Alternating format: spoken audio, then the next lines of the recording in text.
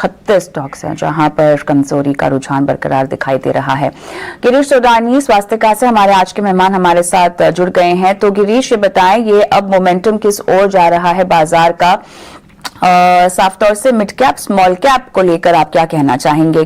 कोई word of caution?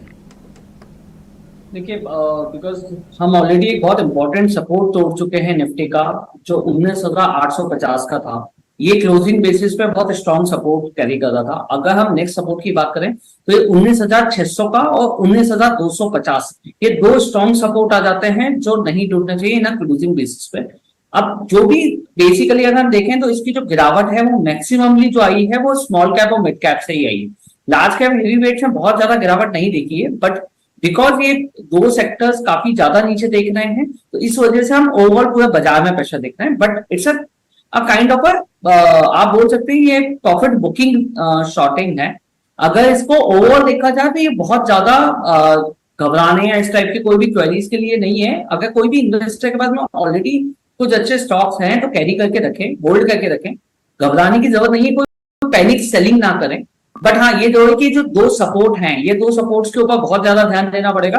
Until unless अगर ये 19,200 का लेवल टूट जाता है तो फिर 18,500 का नेक्स्ट जो सपोर्ट लेवल है वो दिखाई देगा, अगर फंडामेंटली तौर पर बात करते हैं। राइट, गिरीश, आपके पास आएंगे हम और भी स्टॉक स्पेसिफिक एक्शन की जानकारी लेने के लिए। इस बीच मेरे साथ शरद दुबे हमारे सहयोगी जो कि मिड गिरीश सोडानी हमारे मेहमान बने हुए हैं। गिरीश, हमने ब्रेक पर जाने से पहले मैनेजमेंट से बात की थी, पारस डिफेंस और स्पेस टेक्नोलॉजीज। बताएं जिस तरह से कंपनी ने अपना प्लान बताया है आने वाली तिमाहियों के लिए और जो फोकस है उनका, जो ऑर्डर बुक खासतौर से दिखाई दे रही है, कितनी ऑप्टिमिस्टिक और किस तरह की रणनीति बनाने की सलाह? देखिए, क्योंकि हम डिफेंस सेक्टर के ऊपर बात कर रहे हैं तो हमें ये चीज अच्छी तरीके से समझ के चलनी चाहिए कि डिफेंस सेक्टर के अंदर कोई चीज इमीडिएटली नहीं होती है, थोड़ा टाइम टेकिंग प्रोसेस है ये। तो बेसिकली अगर हम पारस डिफेंस की बात करें तो स्ट्रॉन्ग फंडामेंटल ऑर्गेनाइजेशन है, ऑलमोस्ट डेट फ्री कंपनी है अगर वर्चुअली देखा जाए तो। एंड ऑर्डर बुक्स भी बहुत स्ट्रांगली मूव कर रहे हैं, हर साल डबल ऑक्यूपेंसी की ऑर्डर बुक्स आती हैं जो डेटास पे भी दिखी रही है इनकी। एंड जो मैनेजमेंट का गाइडलाइन है कि अप्रोक्सीमेटली कुछ 2,000 करोड़ का एक ऑर्डर बुक ये कैप्चर कर लेंगे, जो आज 600 से 700 करोड़ का एक ऑर्डर बुक है। एंड पाइपलाइन में भी 600 से 700 करोड़ का ऑर्डर बुक पेंडिंग है। तो ओवरऑल स्ट्रक्चर काफी स्ट्रांग है।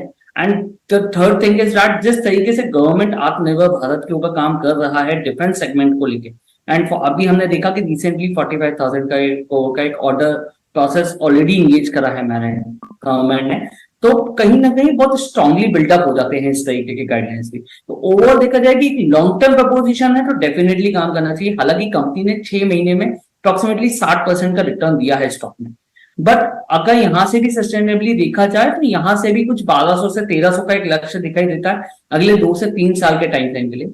एंड स्पेशली मैं वापस बताना चाहूंगा, डिफेंस के कोई भी सेगमेंट में आप जाएं आपको टाइम टेकिंग लेना ही पड़ेगा, क्योंकि ये लॉन्ग टर्म प्रपोजिशन होता है, इसमें शॉर्ट टर्म में कोई बहुत बड़ा डेवलपमेंट नहीं आता है। हर कंपनी के पास में ऑर्डर बुक्स काफी स्ट्रांग है, बट थोड़ा टाइम लेके ही चलना चाहिए। राइट, चलिए इसी के साथ शो को भी समाप्त करने का समय हो गया है। बहुत बहुत धन्यवाद गिरीश, समय निकाला।